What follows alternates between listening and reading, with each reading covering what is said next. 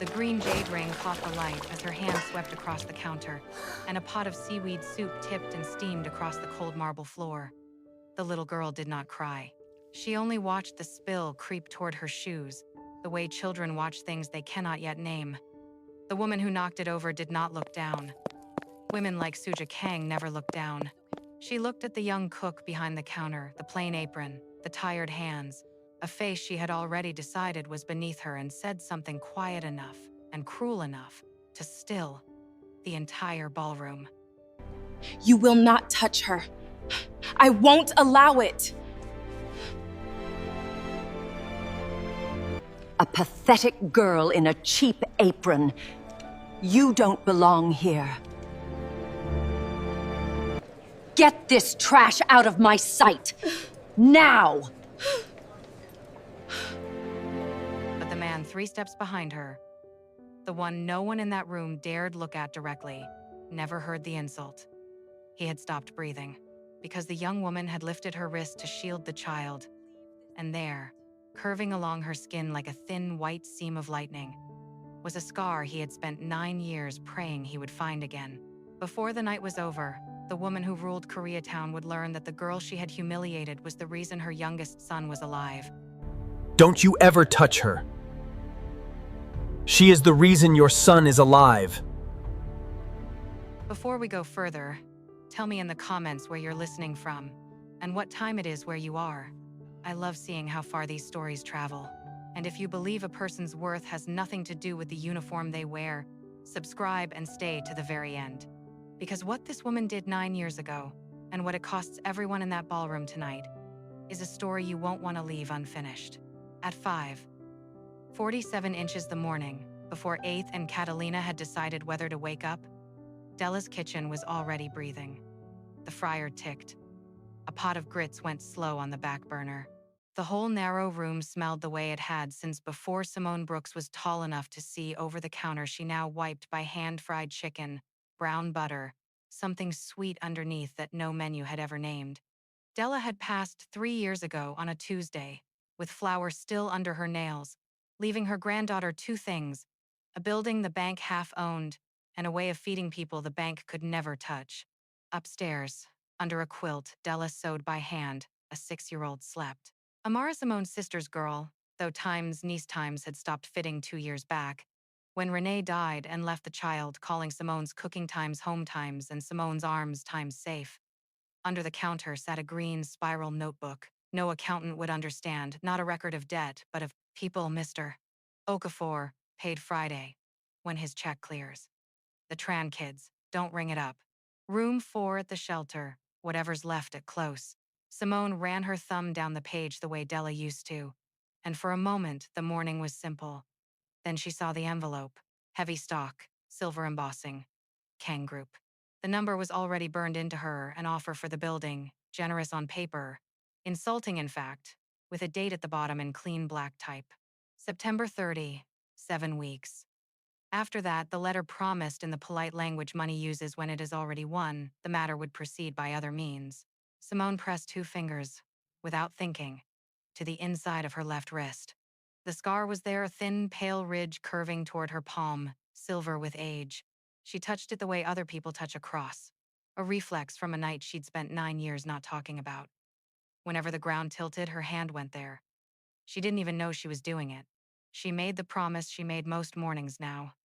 She would keep this place, whatever it took.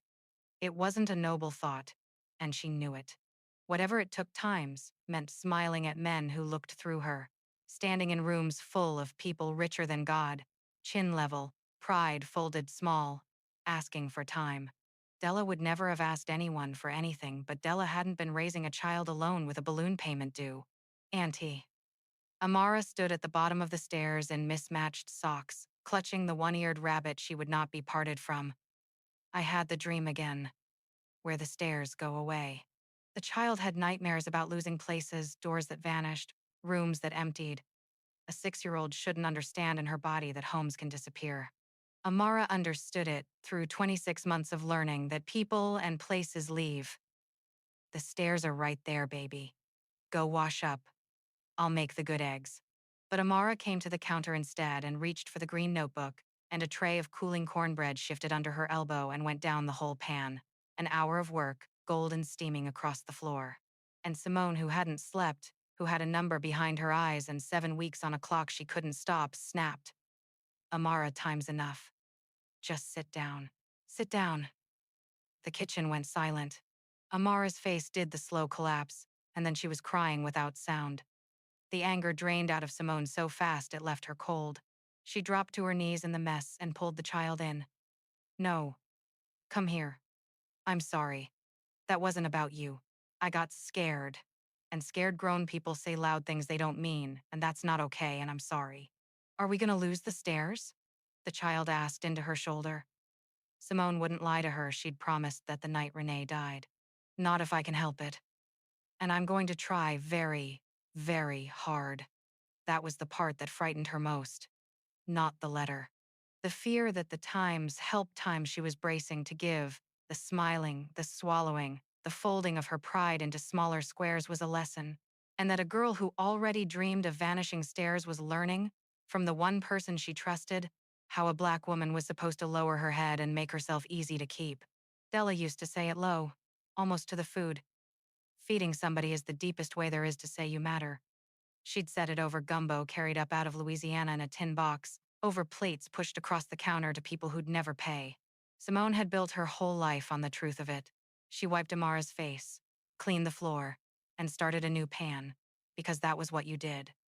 She had spent 9 years keeping her head down, certain the worst of her story was behind her. She did not yet know that Kang Group had already chosen the man it would send to take her corner, or that he had spent those same 9 years keeping a promise to a girl with a scar that he never imagined she could be the answer to.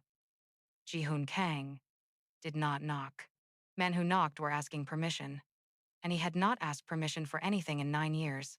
He came to 8th and Catalina a little after 2, in a charcoal coat that cost more than the block earned in a week, and the street rearranged itself around him. Fear moved ahead of him like a draft under a door. His folder held 11 addresses. 10 were already handled, signed, vacated, or persuaded by the arithmetic the Kang Group used when paper failed. The 11th was a corner kitchen with a hand-painted sign faded to the color of weak tea. Della's. His mother wanted the whole block flat by October, and Ji-hoon had spent his adult life being the instrument of her wanting. The bell over the door rang too small and too kind for what he'd come to do. The kitchen was warm fryer heat, cornbread, low gold light. None of them looked rich. All of them looked fed. Behind the counter, a young woman in a flour-dusted apron was laughing. And for 1 second before she saw him, Ji-hoon watched her be a person who was not afraid. Then the door's chill found the room, and she looked up and read the coat, the stillness, the 2 figures outside the glass, and he waited for the flinch. It didn't come. We're not hiring, Simone said, going back to the counter. Kitchen's open if you're eating. Otherwise, you're letting the heat out. He set the folder down, the silver Kang Group logo to the light. She glanced at it like a fly on clean glass. I know who owns the paper. I've read it. 30 days more than they have to give me. A number that's a joke, and other means at the bottom like, I don't know what that's meant to make me feel. You came in that coat to watch my face? When I read it again? It's the same face. For the first time in longer than he could remember, Ji-hoon didn't have the next line ready.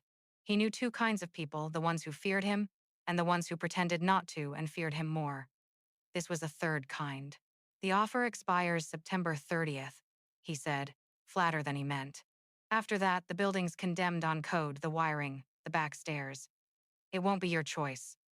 I'm telling you as a courtesy. A courtesy.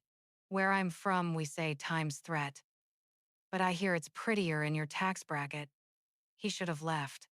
Instead, the door opened, and a wreck of a man came in from the cold, hollow-cheeked, a cardboard square under his arm, the kind every other business on the block had a sign about. Simone didn't pause. Hey, Earl. She was already plating chicken, greens, cornbread, and slid it across without ringing anything. The way you hand a thing to family. Coffee's fresh. Sit by the heater, your hands are blue. She opened the green notebook, wrote nothing, touched the page, and closed it. Ji-hoon stood in his expensive coat and felt, for one disorienting moment, like the only poor thing in the room. You'll lose this place feeding people who can't pay, he said, quieter than a threat, harder than advice. She looked at him then, really looked, and her face was almost pity. Maybe. But I'll lose it as myself. You should try it. Being yourself in a room might fit better than the coat. He left and didn't remember deciding to.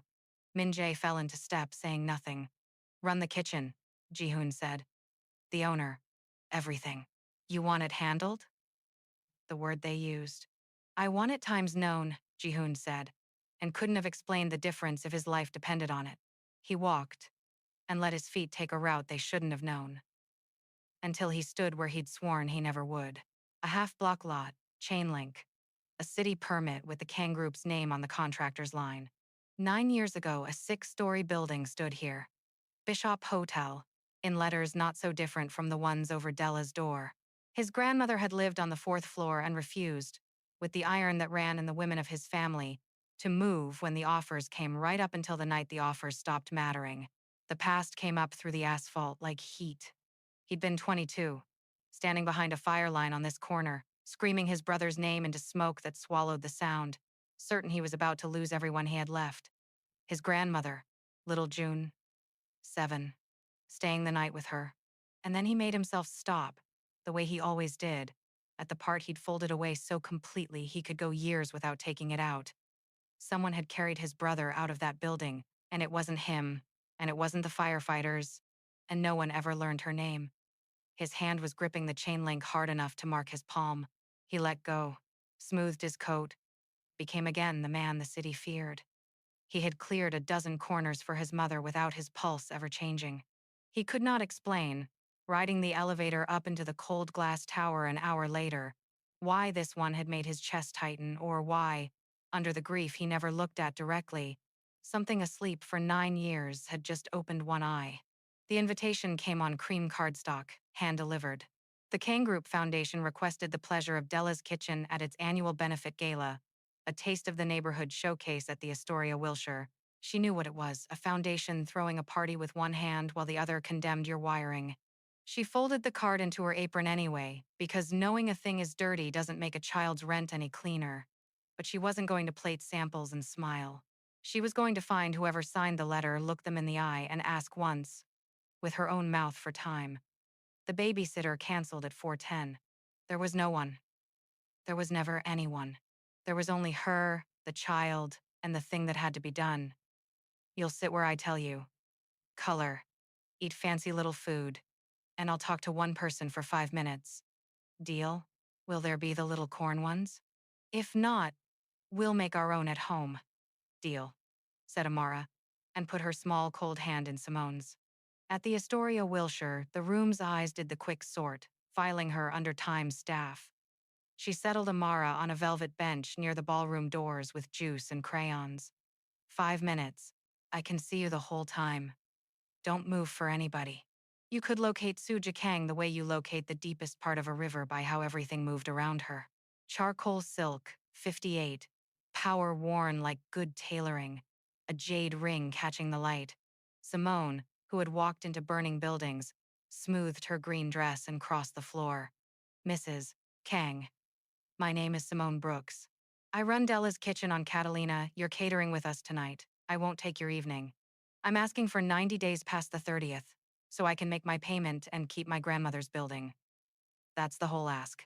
Suja's look was worse than anger, the absence of recognition, the flat gaze of someone regarding a chair that had spoken. You're the help, she said. No heat in it at all. A fact. Filed and closed. The kitchen on the demolition list. You walked across my floor, in front of my guests, to negotiate. Does the company that hired your little restaurant know its staff can't be trained to stay in the back? I'm not staff tonight, ma'am. I'm a woman asking another woman for 90 days. Some part of her had known it would go like this. But Della hadn't raised her to assume the worst of a room before giving it the chance to surprise her. So she'd come. There is no other woman in this conversation, Suja said. And that was when Amara, who'd lasted 4 minutes, who'd followed a tray of the little corn ones the way children follow wonder, appeared at Simone's hip and bumped lightly into the great Suja Kang, a juice cup, a swallow of apple juice on charcoal silk. Suja stepped back as if burned, Her right hand came up, the jade ring flashing, and swept across the catering table, and the soup tureen tipped over the edge and shattered, broth steaming across the marble at the child's feet. The ballroom stopped. It didn't gasp. Not yet. It ceased, the way a held breath ceases. 200 people frozen mid-sentence with their glasses lifted. A drop of broth slid down the table leg and hung. The quartet faltered. Time set itself down and refused to pick itself back up. Control your child, Suja said into the silence. Carrying to every corner, or learn to. Whatever your people send you here to be. This is a room for a better class of. She didn't finish. Because Simone had dropped to a knee in the broth, gathering Amara in, and her sleeve fell back from her left wrist. And the scar came into the light. Thin, pale, curving toward the palm like a seam of frozen lightning. Simone didn't see the man across the room go still. She didn't see Ji-hoon Kang lose every drop of color, the glass slipping from his fingers to break unnoticed on the floor. She gathered her child off the wet marble, stood, and faced Suja with a calm that frightened the room more than any scream. My people taught me not to do what you just did. She lifted Amara onto her hip. You can have your 90 days back. You can keep your party. I came here to ask you like a person, and now I know there wasn't a person here to ask. We're going home, sweetheart. She walked toward the doors, head level, the green dress dark with broth at the knee. 200 people parting without one finding the courage to speak. Near the doors, Min-jae reached Ji-hoon first. Ash-colored. Boss. The scar.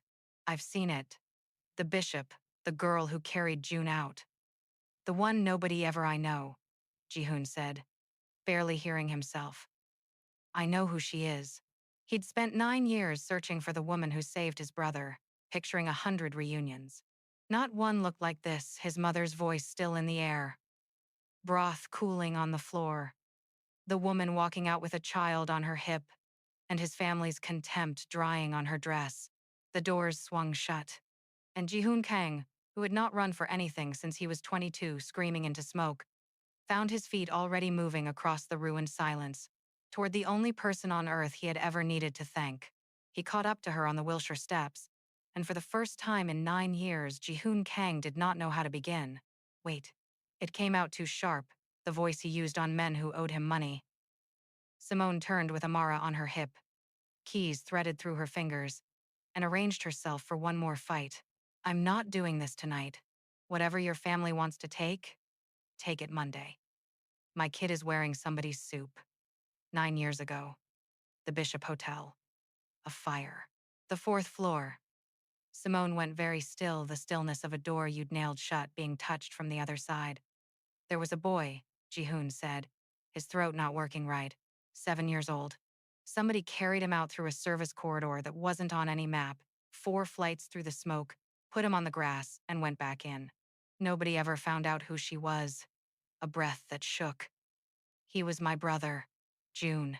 He's 16 now. He's alive because of you. The keys lowered.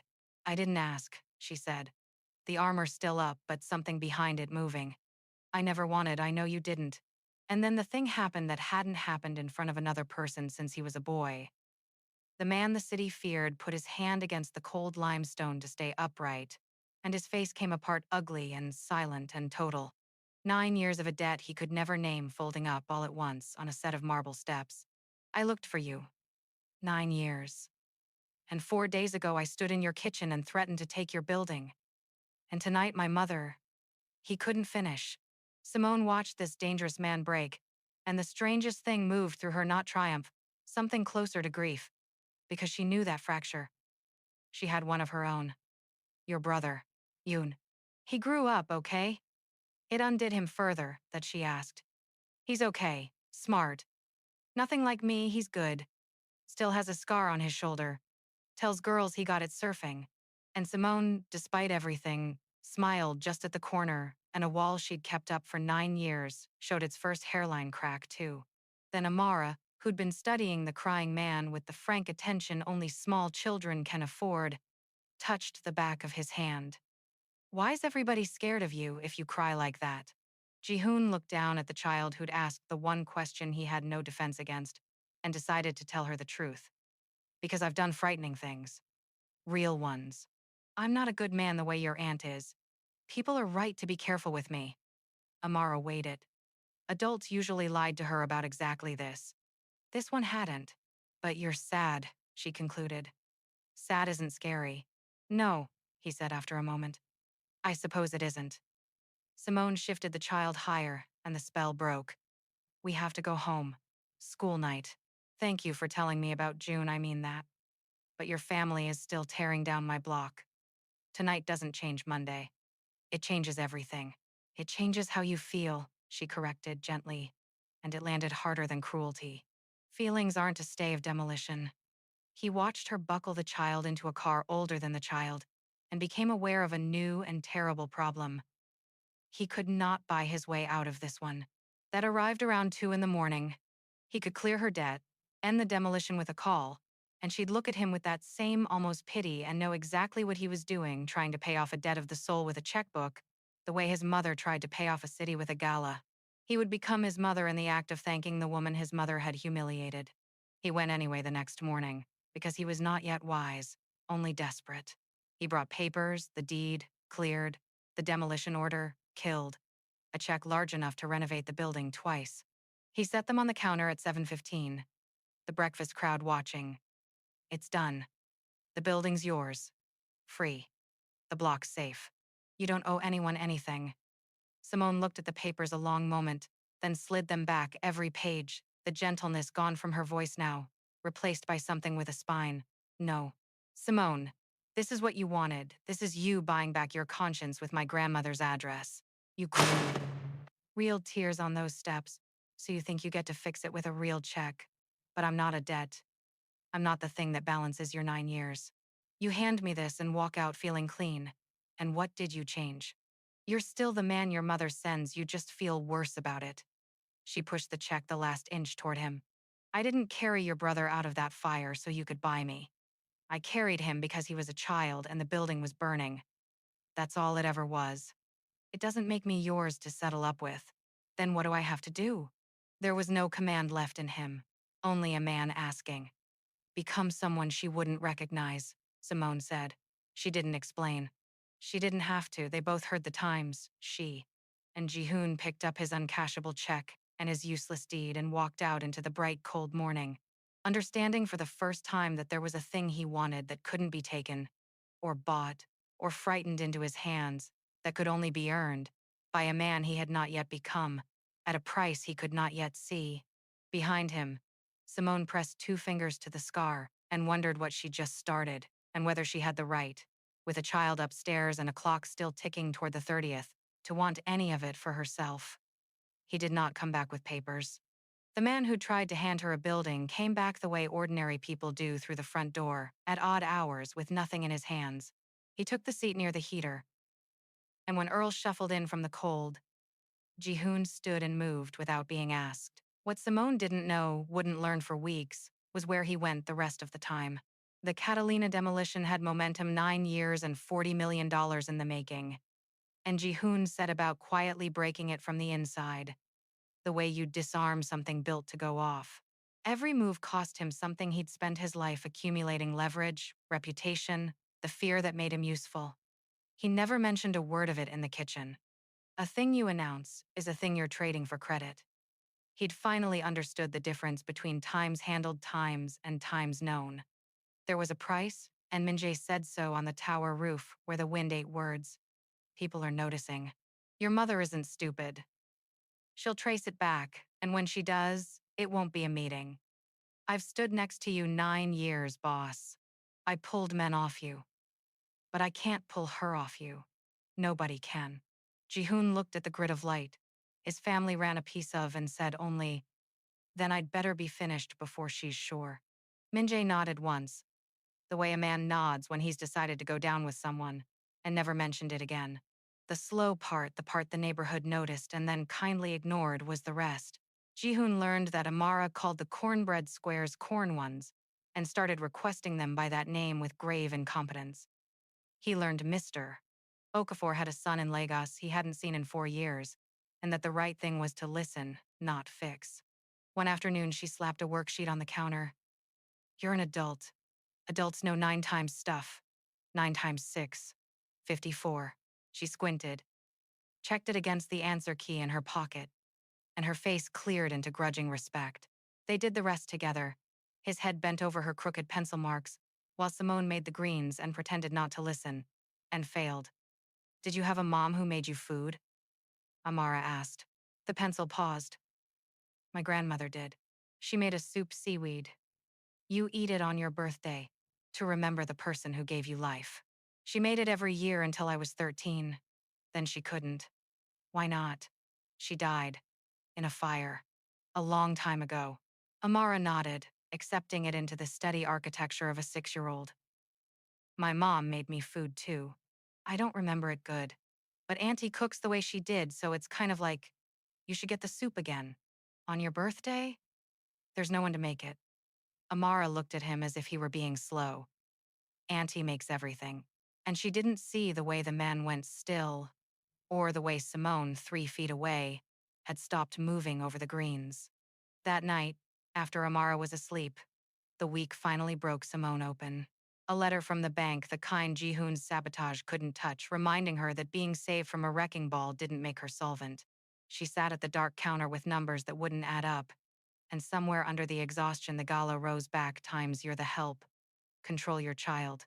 A better class of times, and she was crying, hard, both hands flat on Della's worn counter. She didn't hear Jihoon come back. He saw her and did the one thing she wouldn't have predicted. He didn't try to fix it.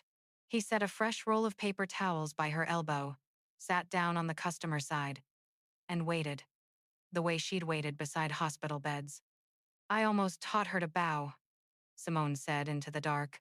At that gala, I let that woman talk to me like... And Amara watched. She watches everything. I keep telling myself I'm swallowing it for her, to keep the roof. But what if all I'm teaching her is how to make herself small enough to keep? She wiped her face with the scarred wrist. I'm so tired of being dignified. Everybody loves how dignified I am. Nobody asks if I'm tired. I'm asking, Jihoon said. She looked at him. I'm tired too. Not the way you are, I don't have the right.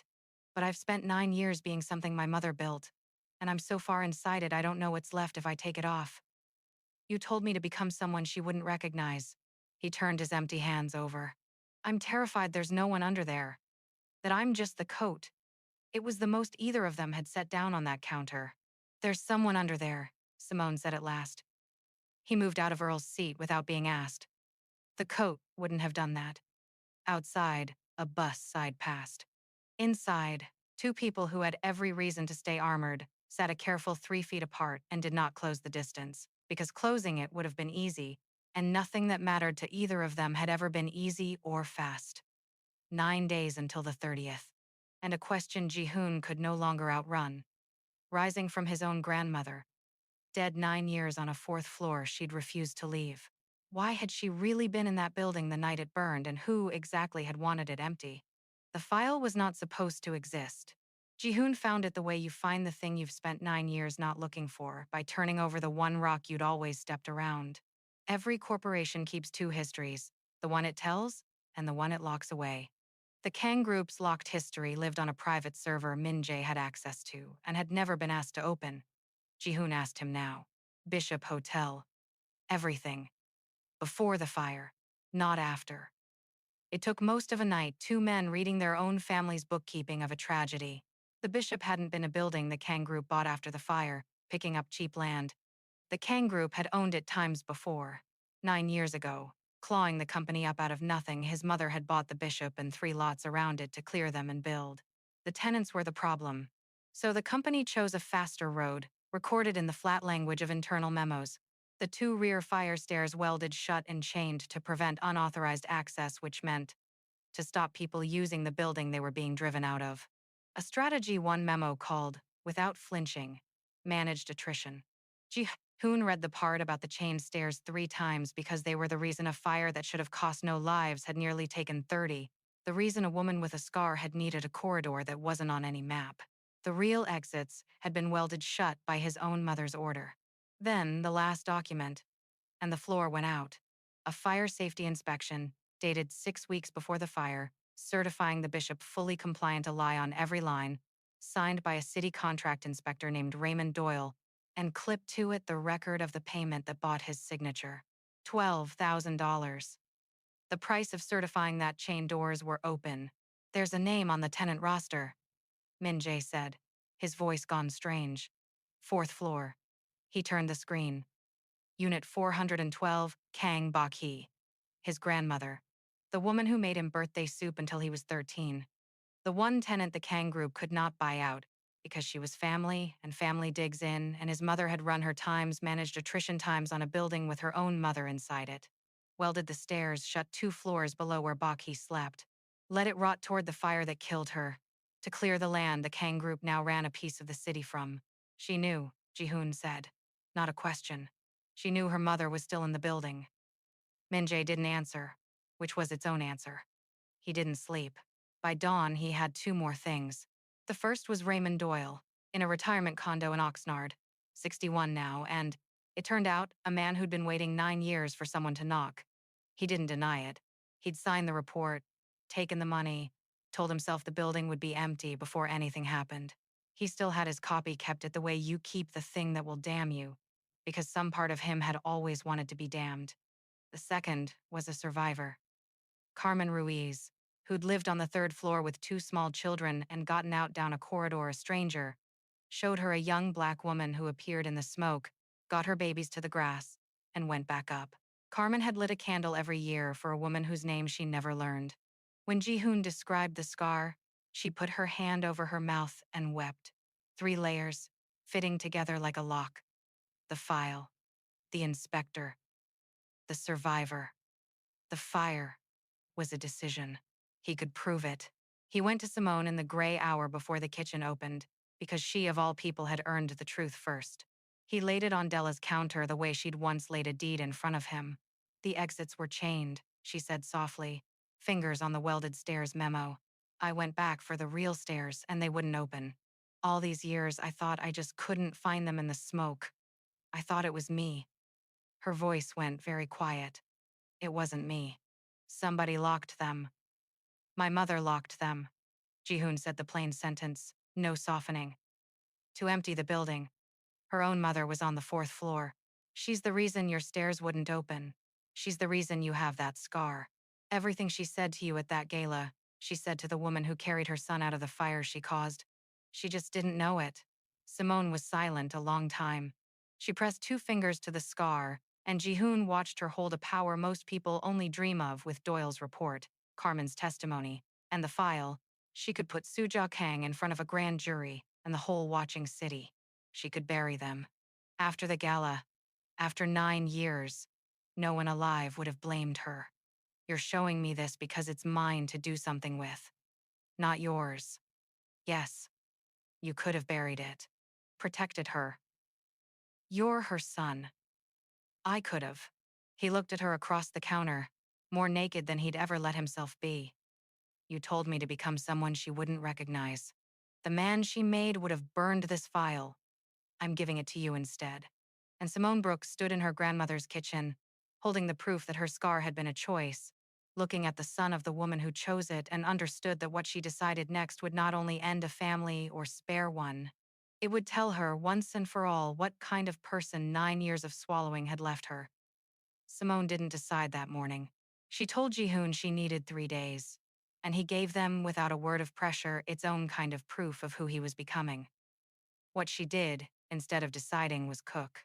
So on the 2nd day, with the file locked in a drawer and a 6-year-old doing homework at the counter, Simone set out to make a soup she'd never made in her life. Miyuk-guk, the seaweed soup Ji-hoon's grandmother had made him every birthday. She soaked the dried seaweed and watched it unfurl, dark and alive, the way collard greens unfurled when her grandmother dropped them in the pot. Amara climbed up to supervise. It looks like the ocean threw up. It's a birthday soup. From far away. You eat it to remember the person who gave you your life. We should put it in Della's pot. The big one. So it's both. And Simone stopped with her hand on the cabinet because the child had said, without knowing she'd said anything, the truest thing said in that kitchen in 9 years. So it's both. She took down Della's heavy black pot carried up out of Louisiana arguments and Sunday dinners and 1,000 plates pushed across the counter to people who couldn't pay and made a Korean grandmother's birthday soup in a black thing grandmother's gumbo pot and didn't explain it. Because some things you just let be both. Jihoon came in at dusk and stopped one step inside the door. He knew the smell before he knew what he was smelling. His eyes filled. He didn't try to stop them anymore. Sit down, Simone said gently. It's nobody's birthday. I just needed to make it. She set the bowl in Della's chip china, and Amara climbed up to watch him eat, fiercely invested. And Jihoon Kang took the first spoonful of his grandmother's soup in 9 years and wept at a soul food counter, while a 6-year-old patted his arm and told him crying was allowed because sad wasn't. I'm scary. It was over that bowl that Simone told him what she'd decided. I'm not going to bury her. Not to destroy her. She wiped the clean counter. I held that file for 3 days, and I'll tell you what I found out. I wanted to ruin her. Burn her down on camera. The way she burned me. I'm not above it. I held it. And I wanted it. But I've got a little girl upstairs who watches everything I do. If I do this out of how much I hate that woman, Amara learns that's what you do with power when you finally get it. You use it the way it was used on you. And it never ends. It just changes hands. The fire ends with me. Not because I forgive her, I don't. Maybe not ever. But because somebody has to be the one who stops swinging, and it won't be her, so it has to be me. Then what do we do with it? We tell the truth. All of it. Carmen's babies deserve their record straightened. Doyle's been carrying it 9 years, and it's killing him. Those families deserve to know it wasn't an accident, and to be paid. The truth goes to the people who have a right to it.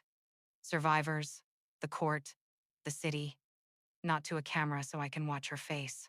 And it doesn't come from me, the woman she humiliated, looking like revenge. It comes from her own son, looking like conscience. That's the difference between justice and a knife. Jihoon was quiet. You understand what that cost me. If it comes from me, I'm the one who hands the prosecutors the file. My mother goes in front of a grand jury because I walked it in. There's no version where she ever speaks to me again. I'd be choosing strangers over my own mother. The woman who took me in, who built everything, who killed your grandmother and chained the doors on 30 people, Simone said. Not cruelly, just true. Yes, that's the choice. I made mine. You have to make yours. There it was, laid bare between the empty bowl and the locked drawer, the price no checkbook could cover. To do the right thing, Jihoon would have to lose the only mother he'd ever known, by his own hand, on purpose. He looked at the bowl she'd made him, from a recipe that wasn't hers, in a pot that wasn't his family's. Just because a child said it should be both. I know who I'd be choosing. It's not strangers. It's her. He nodded toward the ceiling, the sleeping child. It's the kind of man who could sit at this counter and not be lying to her. Simone's breath went unsteady for the first time all night. You should know something before you do this. Once you walk that file in, there's no protecting me from what comes with it. Reporters. Her people. The whole ugly machine. If I stand next to you, I'm standing next to a man whose hands aren't clean, whose family is about to be a headline, who'll have enemies I can't see. She held his eyes. I'm not a girl who doesn't know what you are.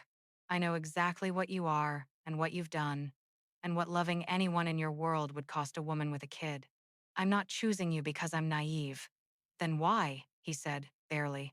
Because I watched you give me the file instead of burning it. Because you moved out of Earl's seat. Because you cried into your grandmother's soup in front of my baby and let her see it. Her voice was steady. Her eyes were not. I'm choosing you, knowing all of it. That's not the same as being saved by you. Don't ever get those confused. Across the counter, 2 scarred people who'd spent their lives keeping their hands to themselves finally let the distance close, not all the way, not into anything as easy as a kiss, but into one held moment. His hand over her scarred wrist, hers turning to fit against it. 2 grandmothers' soup cooling between them. Then Jihoon let go, stood, and went to do the hardest thing a son can do, and the most necessary thing this man had ever done. He did not go to the prosecutors first. He went to his mother. He couldn't hand Suja Kang to a grand jury through a stranger's mail slot. Whatever she was, she had once carried a frightened boy out of a different kind of fire and built him a life. The man Simone was asking him to become wouldn't take that woman down without looking her in the eye first. He found her in the study on the hill and set the file on her desk the way he set everything down now. Quietly. She knew before she opened it. Her hand did not reach for it. "You've been costing me Catalina for weeks," she said, very even. "I assumed it was a woman. I did not assume it was this one." She looked at the Bishop Hotel tab, and something crossed her face he'd never seen in 20 years. Fear. Where did you get this? Where you left it. Locked, where you thought no one who loved you would ever look. Burn it. Almost gentle a mother giving a child the only correct answer. Burn it, and everything I built stays standing. For you, for June. That is what it was all times for. Grandmother was on the 4th floor. The room went silent. You chained the stairs 2 floors under where she slept. You let the wiring rot. You bought a man's signature for $12,000. And she wouldn't leave, because she was iron all the way through. Just like you, and you ran your times managed attrition times on a building with your own mother inside it. I always thought the cold after was grief. It wasn't grief, was it? It was this. And Suja Kang, who had not wept at her own mother's funeral, finally broke not loudly, but with the terrible quiet of a structure that has held a crack for 9 years and can hold it no longer. She put one hand flat on the desk. The jade ring caught the light. I told her the night before. I said, "Ioma, just take the money. Just go, I'm begging you." And she called me a stranger. She said the daughter she raised would never empty a building of poor people for a parking structure. Her face was wet. She didn't notice. I thought I had more time. I thought she'd leave when it got cold enough. Everyone always left when it got cold enough. She looked up. I did not know it would burn that night. I swear on nothing, because I have nothing left to swear on. I did not know. That's not the same as innocent. I know that, she said. He told her what would happen, plainly. The file to the district attorney in the morning. Charges for the falsified inspection, the deaths, 9 years of a buried truth. The Kang group was over. He wasn't asking permission. He was telling her, son to mother, before she read it in a headline. At the door, he stopped. "One more thing. The woman at the gala you called the help. Her name is Simone Brooks. 9 years ago, she was 18 and lived 3 doors down from the bishop. The night your fire started, she ran in 4 floors through the smoke. She carried a 7-year-old boy down a service corridor and put him on the grass, and went back for an old woman she couldn't reach in time. The boy was June. Your son is alive because of the woman you humiliated for spilling juice on your dress. She's known the truth for 3 days, and she chose not to destroy you with it. She's the only reason this is going to a courtroom and not a camera." Suja made a sound he had never heard a person make. He closed the door. There was a moment no newspaper recorded. June 16, the one nothing in this story had stained, came to Della's kitchen on his own, 2 days after he learned the truth. He crossed to where Simone was wiping the flat top, said nothing clever, pulled back his collar, and showed her the old scar on his shoulder, the one he told girls he got surfing. His voice cracked down the middle. "That was you. On the grass. I remember a voice telling me to keep my eyes on the sky. That was you." Simone came around the counter and held the boy she'd carried down 4 floors of smoke 9 years before, both of them crying. And Della's kitchen held them the way it always held people who needed somewhere to fall apart. By Friday, the Bishop Hotel was on every front page, 9 years late. The falsified inspection, the chained stairs, the memos with their obscene flat language, managed attrition. Raymond Doyle pleaded guilty and turned state's witness. Suja Kang surrendered to charges related to the falsified inspection and the deaths it concealed, charges that carried real prison time. She did not fight the facts. Her lawyers, against her instruction, fought the sentence. She herself sat through it in a silence reporters could never interpret, because they didn't know the woman she'd killed was her own mother, and that no court could sentence her to anything heavier than that. The Catalina demolition died with the company that ordered it.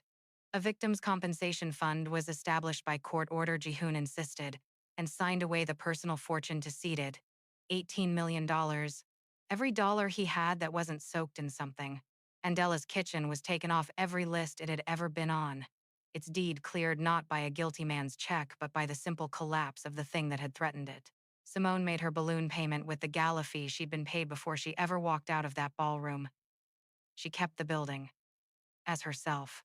Jihoon walked away from the only life he'd known with 2 suitcases, a brother, no empire, and no mother who would take his calls. He didn't feel triumphant. What none of them expected was that the first crack in Suja Kang, 6 months later, would come not from a verdict, or a sentence, or her son.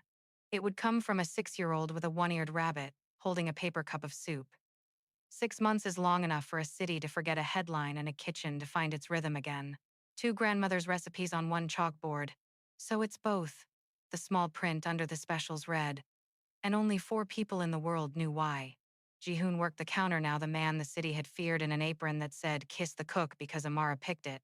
He and Simone moved around each other in the narrow kitchen with the easy choreography of people building something, slowly, without a single rushed step. He'd kissed her exactly once. In February, after closing. June did his homework at the end of the counter where Amara did hers, 2 kids, a stack of worksheets, a one-eared rabbit presiding. And Suja Kang sat in a state facility 90 miles north. A woman who'd lost an empire, a son's calls, and 9 years of a lie all at once, with nothing left to do but sit inside the silence she had built. It was Amara who decided to visit her. Nobody suggested it. Nobody coached the child. She simply asked, over breakfast one Sunday. In the offhand way she asked the largest questions. Is the soup lady's mommy in timeout forever? She did something that hurt a lot of people, baby. She has to stay there a long time. Amara thought about it. Does she get soup there? And that was how, on a Sunday in April, Simone Brooks drove 90 miles north, with a child in a booster seat, and a paper cup of miok guk wrapped in 3 dish towels to keep it warm, to visit the woman who had given her her scar. She'd asked herself the whole drive why, and had no clean answer. She only knew that refusing would teach Amara a lesson she didn't want her to learn. Simone didn't believe that, even about Suja Kang, especially about her, believing it would have made her a different woman than the one Della raised. They sat across a scarred table in a visiting room that smelled of bleach and vending machine coffee. Suja came in gray, smaller than her power had ever let her look, and stopped cold the woman who'd spared her and the child whose juice had started the end of everything.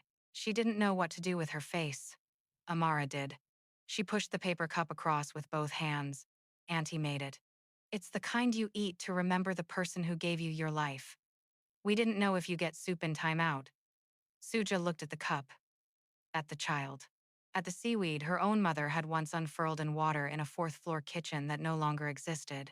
And the woman who had not wept at her mother's funeral put both hands over her face and came apart finally, completely over a cup of soup brought by the one person too young to have learned she didn't deserve it. Amara watched her cry with the same grave attention she'd given Jihoon on the Wilshire steps. It's okay, she told the most ruined woman in California, patting the table because she couldn't reach the hand. You can have the soup and cry. That's allowed. Simone said nothing. She did not offer forgiveness that wasn't hers to give, and wouldn't have been true.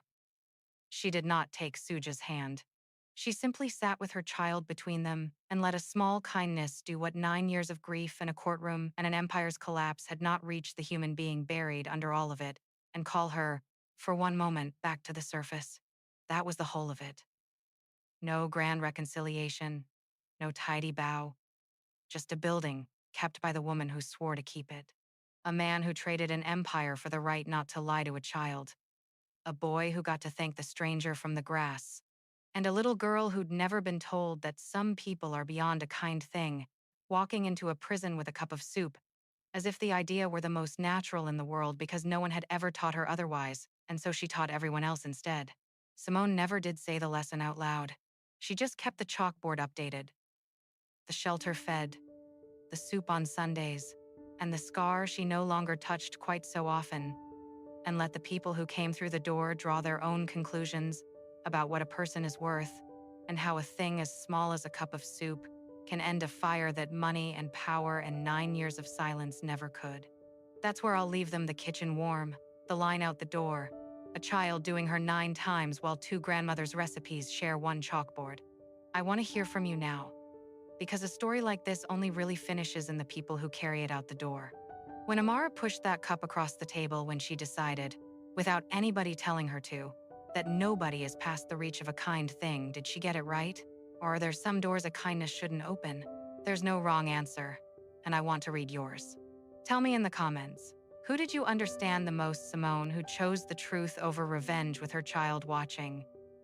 Ji-hoon, who gave up everything he was to become someone he could respect? Or even Suja, undone at last not by a verdict but by a paper cup of soup? And tell me this too. Has there ever been a moment in your own life when someone saw your worth when the rest of the room refused to? Or a moment when you were the one who chose to stop the fire instead of passing it on? Those are the stories I love most, and this whole community reads them. If this one moved you, do me a small favor.